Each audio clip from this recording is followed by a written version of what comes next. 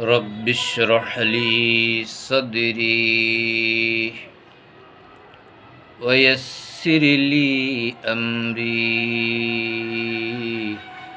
رب زدني علما رب إني أعوذ بك أن أسألك ما ليس لي به علم وإلا تغفر لي وترحمني أكن من الخاسرين رب إني لما أنزلت إلي من خير فقير رب أعوذ بك من همزات الشياطين وأعوذ بك رب أن يحضرون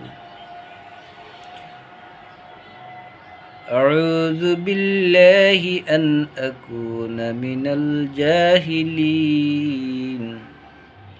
فإذا قرأت القرآن فاستعذ بالله من الشيطان الرجيم بسم الله الرحمن الرحيم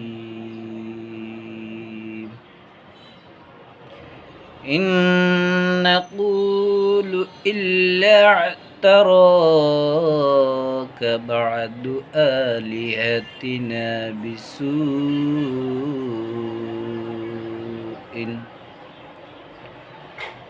قال إني أشهد الله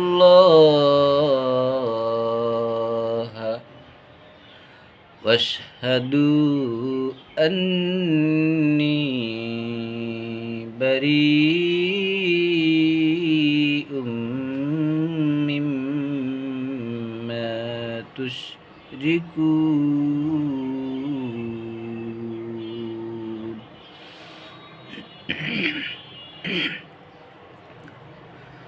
বিসমিল্লাহির রহমানির রহিম 11 নং সূরা হুদের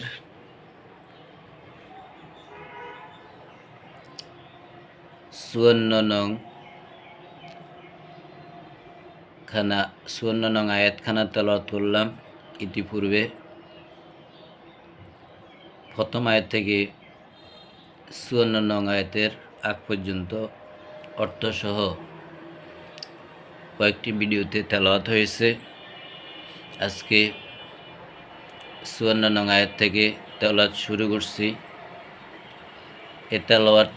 এই আয়াতের তেলাওয়াত বোঝার জন্য একটু পূর্বের আলোচনার দিকে ফিরতে হয় যে হযরত আদম থেকে নূহের যে সময়টা, নূহের আগ পর্যন্ত যে সময়টা অসংখ্য মানুষ আদম থেকে নূহ পর্যন্ত সৃষ্টি হয়েছে। অসংখ্য অগণিত মানুষ সৃষ্টি হয়েছে। সৃষ্টিকর্তাকে মানুষ ভুলে গিয়েছে। দুনিয়ার রং তামাশা ভোগ বিলাসে পড়ে এক আল্লাহকে যখন তারা ভুলে গিয়েছে, নূহকে আল্লাহ তখন রাসূল মনোনীত করলেন। নূহ আলাইহিস সালামকে সেই জাতির কাছে, নূহের জাতির কাছে আল্লাহর একত্বতার ঘোষণা করার জন্য। তখন জাতির প্রধান যারা ছিল, সমাজ যারা পরিচালিত করত, আল্লাহর সবসময় যাকে পৃথিবীর নবী করে পাঠাইয়াছে, যাকে রিসালত দিয়েছেন, কিতাব দিয়েছেন আল্লাহর পথে ডাকার জন্য মানুষকে, সর্বপ্রথম যারা দেশের প্রভাবশালী ছিল, ক্ষমতায় অধিষ্ঠিত ছিল, তাদের কাছে সর্বপ্রথম পাঠাতেন। বেশিরভাগ ক্ষেত্রে এমনই হয়েছে, যার দৃষ্টান্ত আল্লাহ কোরআনে রাখছেন। মূসাকে পাঠালেন ফেরাউনের কাছে। যে ফেরাউন মূসাকে হত্যার জন্য খুঁজতেছে, সেই ফেরাউনের কাছে মূসাকে দাওয়াত নিয়ে যেতে হবে।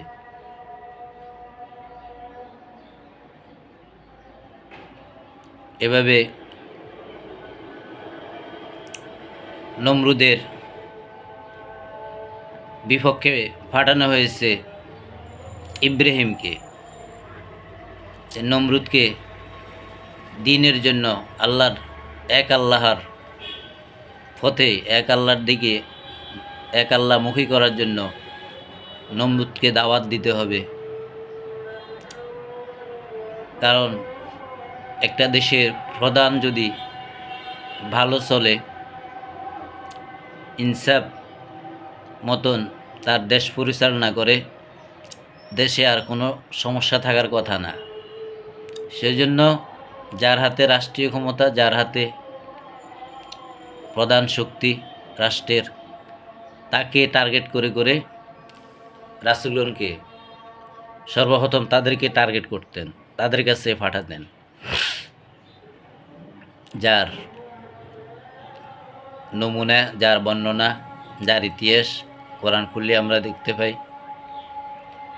তো এই নূহ আলাইহিস সালাম এসে যে জাতি দেখলেন, বিশাল একটা সম্প্রদায়, বিশাল একটা জনপদ, যাদের মধ্যে যেসব সমাজ পরিচালনার দায়িত্ব যাদের হাতে ছিল, এরা সকলে ছিল আল্লাহর অবাধ্য। তাদের নিজস্ব মতামত, নিজস্ব খামখেয়ালি খুশি মতো যে যেমন যেভাবে দেশ শাসন করত, সীমা যখন অতিক্রম করে ফেলেছে, যখন স্বৈর শাসকে পরিণত হয়েছে, তখন আল্লাহ এই নূহকে, তার জাতিকে ইনসাফ প্রতিষ্ঠা করার জন্য, আল্লাহর মুখী করার জন্য, আল্লাহর আইন বাস্তবায়ন করার জন্য নূহ তার জাতিকে আহ্বান করেছে। দীর্ঘদিন তিনি তার সবটুকুন চেষ্টা করছেন, কোনো চেষ্টায় তিনি বাদ রাখেন নাই। পরিশেষে আল্লাহ যখন সর্বশেষ কথা তাকে জানিয়ে দিলেন যে নতুন করে আর কেউ মুসলমান হবে না, কেউ আপনার কথা শুনবে না, কেউ আর ঈমান আনবে না, অতএব আপনি নৌকা তৈরি করুন, আমি পুরো পৃথিবী ধ্বংস করে দিব, যারা ঈমান এনেছে, আপনার সঙ্গী হয়েছে, তাদেরকে ছাড়া আমি আর কাউকে রাখব না। তখন আল্লাহ যে অঙ্গীকার করলেন, যে ওয়াদা দিলেন নূহের সাথে, সেই ওয়াদা অনুযায়ী তিনি একটা জাতিকে রক্ষা করলেন যারা আল্লাহকে মেনে নিয়েছে, আর অন্যান্য যারা অবাধ্য জাতি ছিল তাদের সকলকে আল্লাহ ধ্বংস করে দিয়েছে। আবার যখন আল্লাহ নৌকা থেকে সেই নূহের অনুসারীদের নামিয়ে দিতেছেন, এমন সময় আল্লাহ বলছিলেন যে এদের মধ্যে থেকেও যখন আবার অবাধ্যতা বেরিয়ে আসবে, সীমা লঙ্ঘন করবে, এদেরকেও শাস্তির আওতা আনা হবে। আবার এই নূহের বংশধারা অব্যাহত হতে হতে, বংশধারা বাড়তে বাড়তে, বিস্তার হতে হতে বিশাল জনগোষ্ঠী যখন আবার সেই পূর্বের চিত্রে আল্লাহ যে বলছিলেন এদের মধ্যে থেকে একদল আবার অবাধ্য হবে, তাদের উপর আবার শাস্তি চাপিয়ে দেওয়া হবে। ঠিক সে সময় আল্লাহ আবারও সেই যে আদ ছিল তখন সেই দেশের শাসক, যার নেতৃত্বে, যার নির্দেশে শাসনকার্য পরিচালিত হতো, সে ফেরাউনের ন্যায় সে তার শাসনকার্য পরিচালনা করত, স্বৈর শাসক হিসেবে শোষণ করত মানুষকে, যেভাবে ফেরাউনে করছিল। তখন আল্লাহ সেই আদের কাছে তাদের এক ভাই হুদকে ফাটালেন। ফাটানোর পর তিনি সর্বপ্রথম সে আদ জাতির যারা শীর্ষস্থানীয় ছিল, যারা ক্ষমতা অধিষ্ঠিত ছিল, তাদের কাছে গিয়ে বলছেন, এক আল্লাহর আনুগত্য করো, এক আল্লাহর আইন মানো, এক আল্লাহকে মেনে নাও, এক আল্লাহ ছাড়া আর কোনো আল্লাহ নাই, এক আল্লাহ ছাড়া আর কোনো আনুগত্য করার আর কোনো ইলাহা নাই। কিন্তু তারা তো বহু ইলাহ ঘরে ঘরে বানিয়ে ফেলছে, বহু মুক্তি বানিয়ে ফেলছে। তাদেরকে তারা ইলাহা মনে করে, তাদের থেকে তারা সমস্ত নিরাপত্তা, সুখ, শান্তি সব কিছু তারা তাদের কাছ থেকে আশা করত, যাদেরকে তারা নিজেরাই হাতে বানিয়ে নিজেদের খোদা তৈরি করে ঘরে সাজিয়ে রাখত। এদেরকে তারা ইলাহ মনে করত।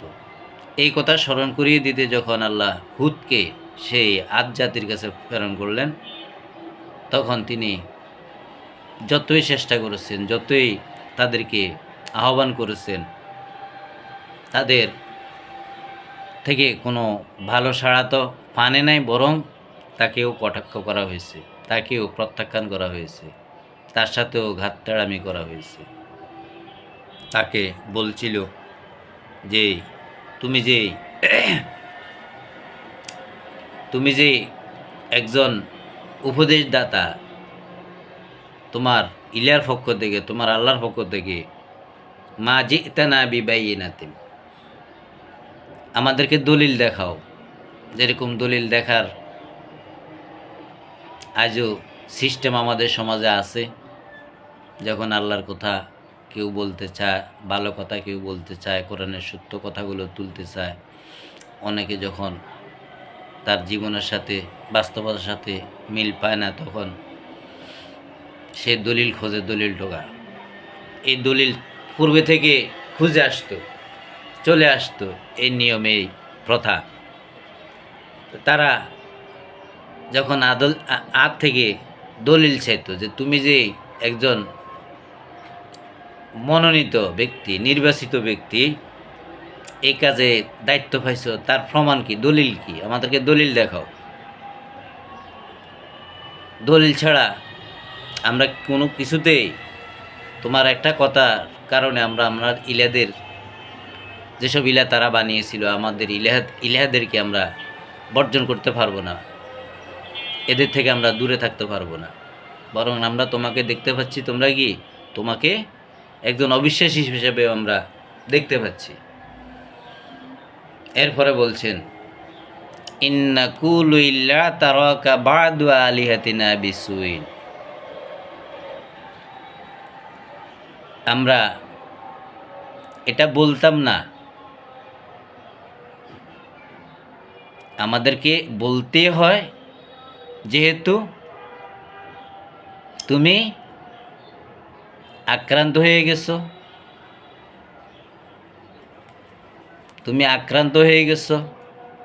তোমার মাথা খারাপ হয়ে গেছে। বাদু আলিহাতিনা বিসুইন, আমাদের যে ইলাগুলো আছে তাদের সাথে যে কোনো দিক থেকে তুমি তাদের ব্যাপারে কোনো খারাপ মন্তব্য করছো, কোনো খারাপ ধারণা করছো, যার কারণে আমাদের যে কোনো ইলাহার মনোকষ্ট লাগছে, অভিশাপ লাগছে, বদদোয়া দেওয়ার কারণে তোমার ভিতরে এসব আমরা দেখতে পাচ্ছি, তোমাকে আমরা আক্রান্ত দেখতে পাচ্ছি।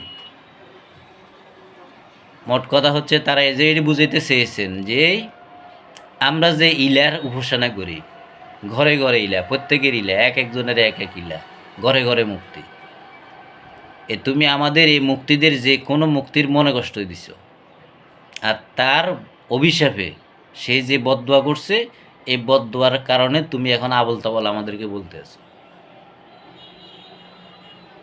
এই ছিল তাদের দলিল। যেহেতু হুদ তাদেরকে দলিল দেখাতে পারে নাই, তখন তারা দলিল বার করছে যে আমাদের দলিল হলো এই, তুমি আমাদের ইলাহার যে কোন ইলার সাথে বেয়াদবি করছো, যে কোনো ইলার ব্যাপারে খারাপ মন্তব্য করছো, তোমার প্রতি অভিশাপ লাগছে, তোমারও বদদুয়া দিচ্ছে, তুমি এখন আক্রান্ত হয়ে গেছো। এই আক্রান্তর কারণে তোমার মাথা কোনো কাজ করে না, আবল তাবল এই জন্য বলতেছো।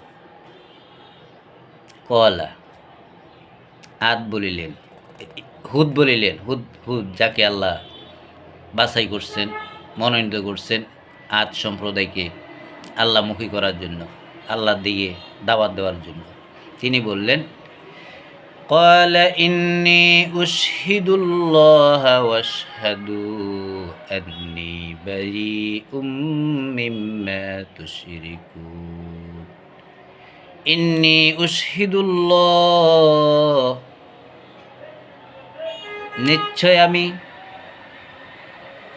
নিশ্চয় আমি সাক্ষী আছি আল্লাহর উপর, আল্লাহ আমার একমাত্র ইলাহ, আমার আল্লাহ আমার সাক্ষী।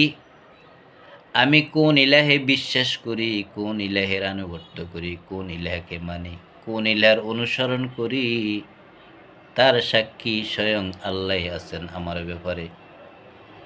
ওয়াশহাদু, তোমরাও সাক্ষী থাকো, আন্নী বারিউম মিম্মা তুশরিকুন, যার অনুসরণ তোমরা করো, যার কথা তোমরা শুনো, যাকে তোমরা ইলাহা মানো, যেসব ইলাহ তোমরা নিজেরাই তৈরি করেছ, তোমার পূর্বপুরুষেরা তৈরি করেছে, সে ইলাহকে তোমরা মানো। আর তোমাদের সেই সব ইলাহা থেকে আমি আমার নিজকে সম্পূর্ণ মুক্ত রাখলাম।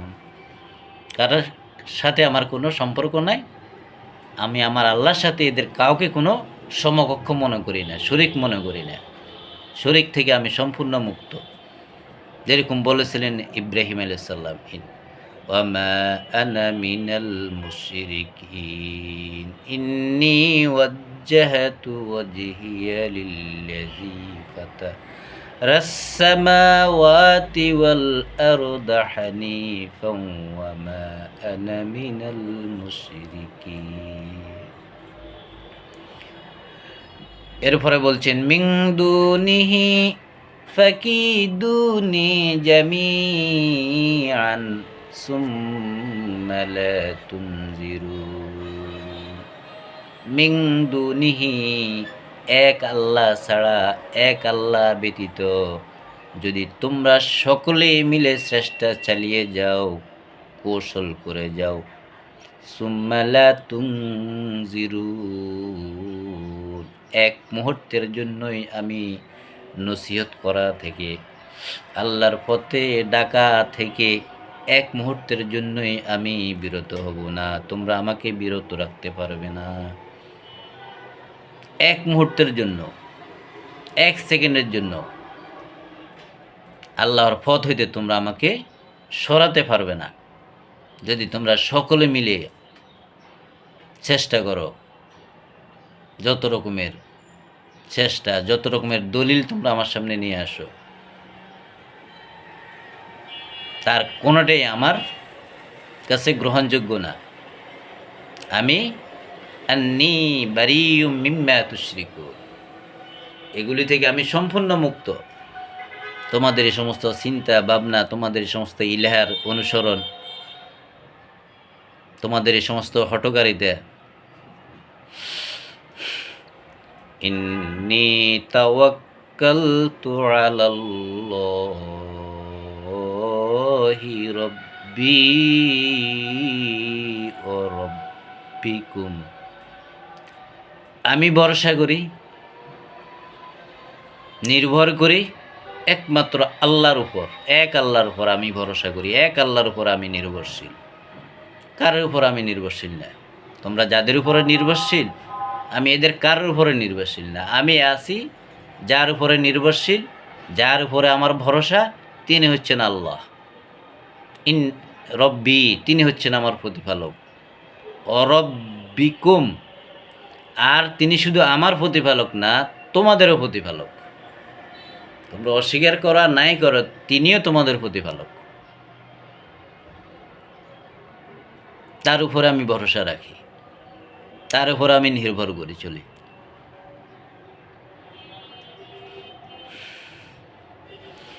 মা মিন দাব্বাতিন ইল্লা হু, এমন কোনো বিচরণশীল প্রাণী নাই তিনি সৃষ্টি করেন নাই, তিনি নিয়ন্ত্রণ করে না। জমিনে এমন কোনো বিচরণশীল যত প্রাণী আমরা দেখি, যত জীবজন্তু দেখি, হুদ বলছেন আদ জাতিকে যে আমি যে আল্লাহর উপরে নির্ভর করে চলি, আমি যে আল্লাহর উপর আমার আস্থা, যে আল্লাহর উপর আমার ভরসা, তিনি তো আমার প্রতিপালক, তোমাদেরও প্রতিপালক। মা মিন দাব্বাতিন ইল্লাহু, শুধু তোমাদের প্রতিপালক তা না, আমার প্রতিপালক তা না, জমিনের যত বিচরণশীল প্রাণী আছে সকল বিচরণশীল প্রাণীরও তিনি প্রতিপালক। খিজুম বিনাসিয়াতিহা, এমনকি তাদের কপালে যে ক্লেশ, যে ফসমগুলো থাকে সেগুলোকেও তিনি নিয়ন্ত্রণ করেন। কত শক্ত দলিল হুদ আলাইহিস সালাম তাদের সামনে স্থাপন করলেন। আর তাদের যে সমস্ত দলিল, সে সমস্ত অজ্ঞদের দলিল তো তাদের নিজের হাতে বানানো মাটি দিয়ে সে মুক্তি, যে এই আমাদের এই ইলাহের অভিশাপ লাগছে তোমার উপরে, এই কারণে তুমি আক্রান্ত হয়ে গেছো, যার কারণে তোমার মাথা নষ্ট হয়ে গেছে, এই কারণে তুমি আবল তাবল বলতেছো। তার উত্তর কত সুন্দরভাবে দিলেন, কত শক্তভাবে দিলেন, কত শক্ত দলিল তিনি দাঁড় করালেন। ইন্না রব্বি আলা সিরাতিম মুস্তাকিম, নিশ্চয়ই আমার প্রতিপালক আছেন এমন পথে, তার প্রত্যেকটা কাজ, প্রত্যেকটা সিদ্ধান্ত, প্রত্যেকটা পরিকল্পনাই হচ্ছে সঠিক, সবগুলোই সঠিক। আমার প্রতিপালকে যাই করে সবগুলোই সঠিক, তিনি আছেন তার সঠিক পথে। আর তোমরা আছো ভ্রান্ত পথে, সেই ভ্রান্ত পথ থেকে সুপথে আসার জন্যে আমি তোমাদেরকে নসিহত করি, উপদেশ দিই। فإن تولوا فقد أبلغتكم ما أرسلت به إليكم فإن تولوا فقد أبلغتكم,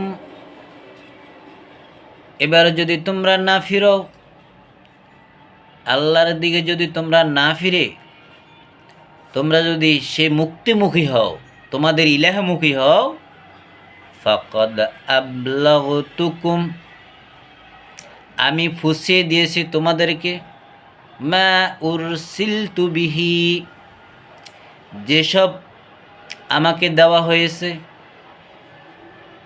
যেসব বাণী, যেসব উপদেশ, যেসব কথা আমাকে শিখিয়ে দেওয়া হয়েছে, তার সব কথাগুলো, তার সব উপদেশগুলো, তার সব নসিহতগুলো আমি তোমাদেরকে শুনিয়ে দিয়েছি, তোমাদের কাছে পৌঁছিয়ে দিয়েছি। ফাকাদ আবলাগতুকুম মা উরসিলতু বিহি ইলাইকুম, তোমাদের জন্য যাই আমাকে দেওয়া হয়েছে, যে আয়াত, যে বাণী, যে কথা, যে উপদেশ, যে নসিহত, তার পুরোটাই আমি তোমাদেরকে ফুসিয়ে দিয়েছি। আল্লাহ যা যা তোমাদের জন্য আমাকে দিয়েছেন, দিয়ে ফাটিয়েছেন, তার কোনোটাই আমি বাকি রাখি নাই, সবগুলো আমি তোমাদের কাছে ফুসিয়ে দিয়েছি। এটাই ছিল আমার দায়িত্ব।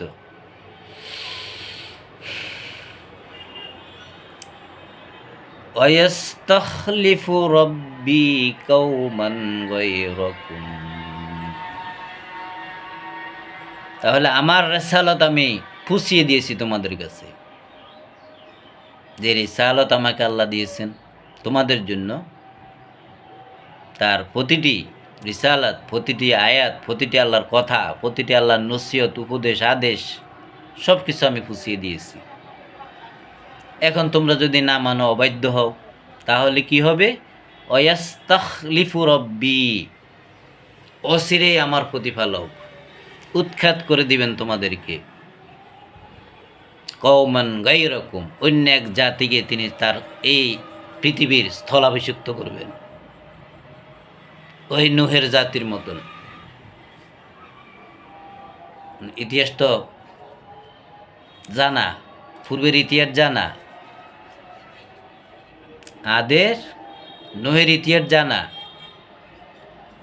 যে ইতিপূর্বে নূহের জাতি যখন অবাধ্য হয়েছে, অস্বীকার করছে, যারা সাপোর্ট দিয়েছে নূহকে, তারা ছাড়া আর কেউ থাকতে পারে না এই পৃথিবীতে, তাদের সবাইকে সমূলে ধ্বংস করে দিয়েছেন। তো আমার প্রতিপালকও অচিরেই তোমাদেরকে উৎখাত করে অন্য এক জাতি, যারা স্বীকার করে নিয়েছে আল্লাহকে, যারা আদের কথা, হুদের কথা যারা শুনেছে, আর হুদের অনুসরণ যারা করেছে, আদের অনুসরণ যারা করেছে, তাদেরকে আল্লাহ আবার কি করবেন? উচ্ছেদ করবেন, এই পৃথিবী থেকে উচ্ছেদ করে অন্য একটা জাতি, আবার যারা বিশ্বাসী, যারা হুদের কথা শুনেছে, হুদের নসিহত শুনেছে, আল্লাহর উপরে বিশ্বাস এনেছে, এরকম একটা দলকে আল্লাহ আবার স্থলাভিষিক্ত করবেন তোমাদেরকে উৎখাত করে দিয়ে। ওয়ালা তাদুরুনাহু শাইআ, কোনোভাবেই কোনো কিছু দিয়ে তোমরা তাদের ক্ষতি করতে পারবে না, তাদের সাথে মোকাবেলা করার ক্ষমতা তোমাদের থাকবে না। যাদেরকে উৎখাত করে আল্লাহ তোমাদের স্থলাভিষিক্ত করবেন, ক্ষমতা দিবেন। ইন্না রব্বি আলা কুল্লি শাইইন হাফিজ, নিশ্চয় আমার প্রতিপালক তো এমন, যিনি প্রত্যেকটা জিনিসকে তিনি কি করেন? রক্ষা করেন। প্রত্যেকটা জিনিসের প্রতি, প্রত্যেকটা জিনিস তার নিয়ন্ত্রণে, তিনি সব কিছুর একমাত্র রক্ষাকারী। এ হচ্ছেন আমার প্রতিপালকের ক্ষমতা, শক্তি, সবগুলো তার হাতে নিয়ন্ত্রিত, সবগুলো তিনি রক্ষণাবেক্ষণ করেন, নিয়ন্ত্রণ করেন। ওয়ালাম্মা জাআ আমরুনা নাজ্জাইনা হুদান, এবার আল্লাহ বলছেন ওয়ালাম্মা জাআ আমরুনা, যখন এসে গেল আমার নির্দেশ, শাস্তি, যেরকম নূহের জাতির উপরে এসেছিল, তো এই অবাধ্য যারা হয়েছে, হুদের কথা যারা শুনে নাই, তা আল্লাহ বলছেন যখন আমার সেই আদেশ এসে গেল, অর্থাৎ আল্লাহ যে শাস্তি শুরু করে দিলেন দেওয়া, ওয়ালাম্মা জাআ আমরুনা, যখন আমার শাস্তি এসে গেল, আমার আদেশ এসে গেল, আল্লাহ যে অর্ডার করেছেন, যে হুকুম করেছেন, সেই হুকুম বাস্তবায়িত হয়ে গিয়েছিল, শাস্তি শুরু হয়ে গিয়েছিল, আযাব শুরু হয়ে গিয়েছিল। নাজ্জাইনা, রক্ষা করলাম, বাঁচিয়ে দিলাম, হুদকে, যে হুদকে আল্লাহ মনোনয়ন দিয়েছেন, নির্বাচিত করেছেন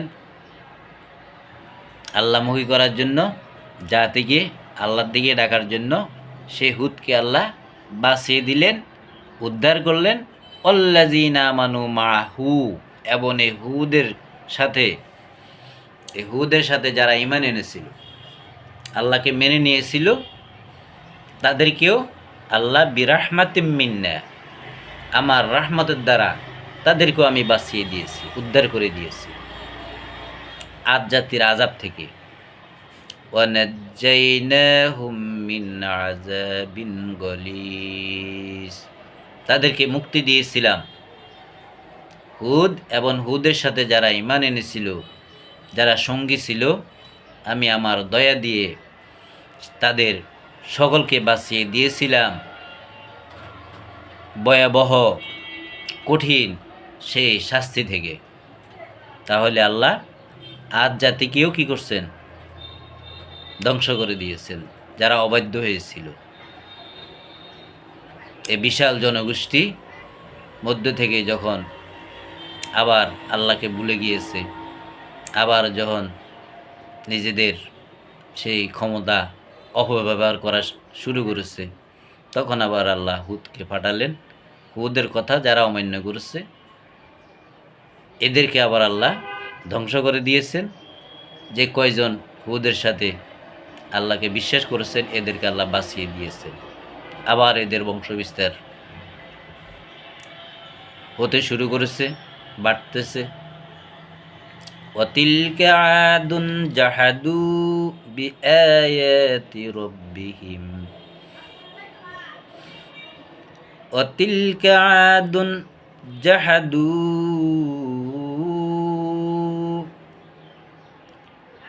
ওয়াতিলকা আদুন জাহাদু,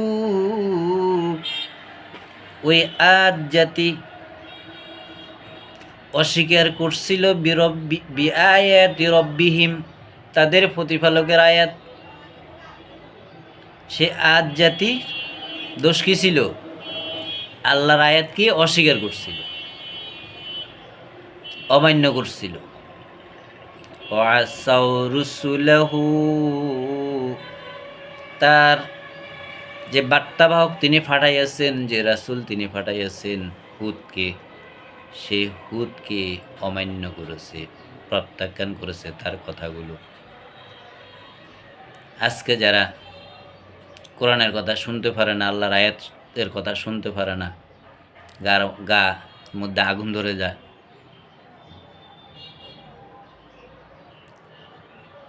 রাসূলের কথা শুনলে মাথা গরম হয়ে যায়, মাথা খারাপ হয়ে যায়।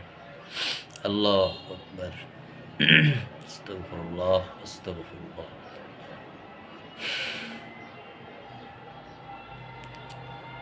ওয়াতিলকা আদুন জাহাদু বিআয়াতি রাব্বিহিম, ওই আদ জাতি তাদের দোষ ছিল, তাদের অন্যায় ছিল, অপরাধ ছিল, তারা আল্লাহর আয়াতকে অস্বীকার করত। ওয়াসাউ রুসুলাহু, তার রাসূলকে অমান্য করত, রাসূলকে মেনে নিতে পারত না, কোনোভাবেই রাসূলকে মেনে নিতে পারত না। ওয়াত্তাবাউ আমরা কুল্লিন জাব্বারিন আনীদ, তারা যার আদেশ পালন করত, যার নির্দেশ পালন করত, যাদের অনুসরণ করত, তাদের প্রত্যেকে ছিল অত্যাচারী স্বৈর শাসক। এই কারণে তারা আল্লাহর আয়াত অস্বীকার করত, রাসূলদেরকে প্রত্যাখ্যান করত। তারা তাদের নেতার কথাই শুনত, যে নেতা ছিল স্বৈর শাসক, অত্যাচারী, এক দলকে সুবিধা দিত, নিজের দলকে আর বিরোধী দলকে দমিয়ে রাখত।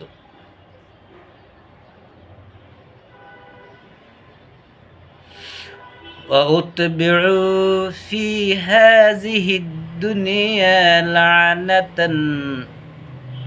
وَيَوْمَ الْقِيَامَةِ وَأُتْبِعُوا فِي هَذِهِ الدُّنْيَا لَعْنَةٌ, তারা দুনিয়াতেই উপভোগ করে গেছে আল্লাহর অভিশাপ, আল্লাহর গজব, আল্লাহর লানত।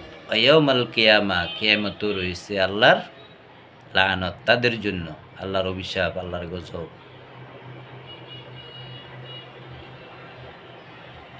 যারা অত্যাচার করেছে, অন্যায়ভাবে দেশ শাসন করেছে, জুলুম করেছে, স্বৈরাচার হয়েছে, তো তাদের শাস্তি দুনিয়াতেও হয়েছে, পরকালেও তাদের জন্য রয়েছে আরও কঠিন শাস্তি। وأتبعوا في هذه الدنيا لعنة, স্বাদ গ্রহণ করেছে দুনিয়াতে লানতের, ওয়াউমাল কিয়ামা, কিয়ামতেও আছে তাদের জন্য সেই লানত, সেই শাস্তি। আলা ইন্না আদান কাফারু রাব্বাহুম, আলা ইন্না আদান, এই আদ জাতির আর কোনো দোষ ছিল না, কোনো অপরাধ ছিল না, কোনো অন্যায় ছিল না, একটাই মাত্র অন্যায় ছিল, একটাই মাত্র অপরাধ ছিল। কাফারু রব্বাহুম, তারা তাদের প্রতিপালকের কথা শুনতে পারত না, অস্বীকার করত। আর কোনো দোষ ছিল না, আর কোনো অন্যায় ছিল না, আর কোনো অপরাধ ছিল না এই আদ জাতির, নূহের। তাদের অন্যায় একটাই, তাদের অপরাধ একটাই, তারা তাদের প্রতিপালককে অস্বীকার করত। আল্লাহর কথা ভালো লাগতো না, নবীদের কথা ভালো লাগতো না। যখন আল্লাহর আয়াত নিয়ে, আল্লাহর বাণী নিয়ে, আল্লাহর কথাগুলো নিয়ে তাদের কাছে আসতো, কতভাবে তারা নবীদের সাথে কত খারাপ আচরণ করত, কত দুর্ব্যবহার করত, কত রকমের প্রশ্নের সম্মুখীন করত, কত রকমের প্রমাণ দেখানোর জন্য তাদেরকে হতবাক করে ফেলত। এটাই ছিল তাদের দোষ, যে তারা তাদের প্রতিপালককে অস্বীকার করত। আলা বু'দাল লিআদিন কওমি হুদ, ধ্বংসের আর কোনো কারণই ছিল না। এই হুদের যে আদ জাতি, হুদের যে আদ জাতির যে ধ্বংস, যে লানত, এর আর কোনো কারণ ছিল না। কারণ একটাই, তারা তাদের প্রতিপালককে অস্বীকার করত, রাসূলদেরকে প্রত্যাখ্যান করত, রাসূলদের কথা শুনতো না, মেনে নিত না। যারা মেনে নিত এদের সংখ্যা ছিল খুবই নগণ্য।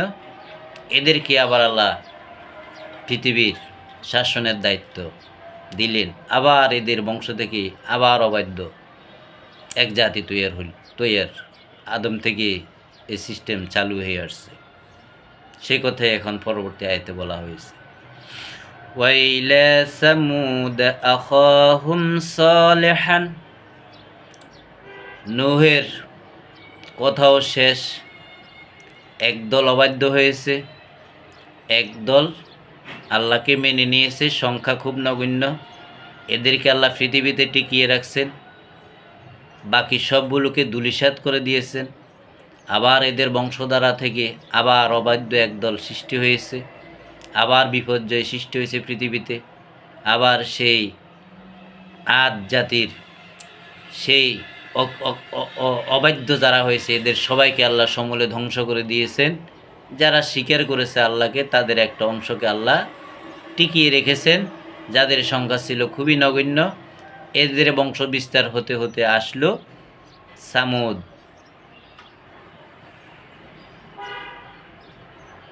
পাঠালেন তাদের এক ভাই এই সামুদ জাতির কাছে, নাম হচ্ছে সলিহান, সলেহ।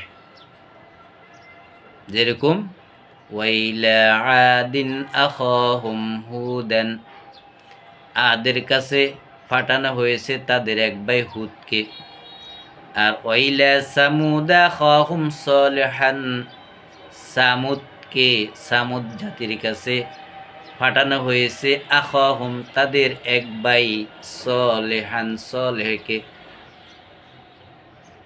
সলেহকে আবার উপদেষ্টা বানিয়ে আল্লাহর পক্ষ থেকে মনোনয়ন করে নবী করে সামুদ জাতিকে আবার আল্লাহর দিকে, বিশাল জনগোষ্ঠী যখন আবার হয়ে গেছে, আবার এক সেখানেও আবার সেই নিপীড়ন নির্যাতন যে ক্ষমতার অপব্যবহার চলছে, তখন আবার আল্লাহ কী করলেন? সহলেহকে নবী করে পাঠালেন সামুদ জাতির জন্য। কি বললেন?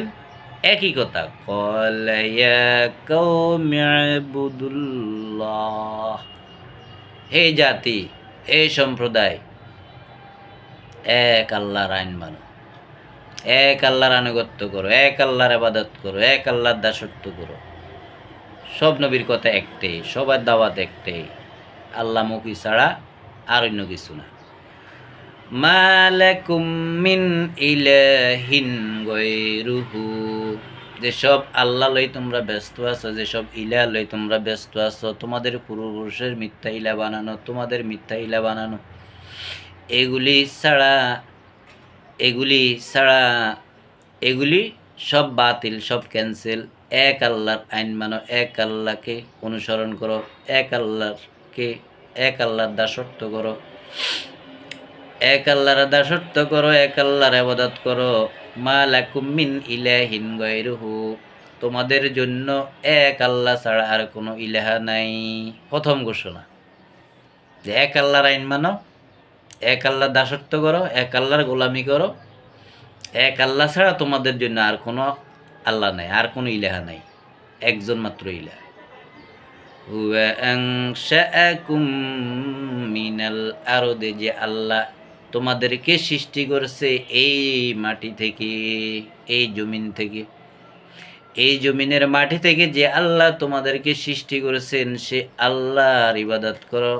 তিনি ছাড়া আর কোনো আল্লাহ নাই, তিনি ছাড়া আর কোনো ইলাহা নাই।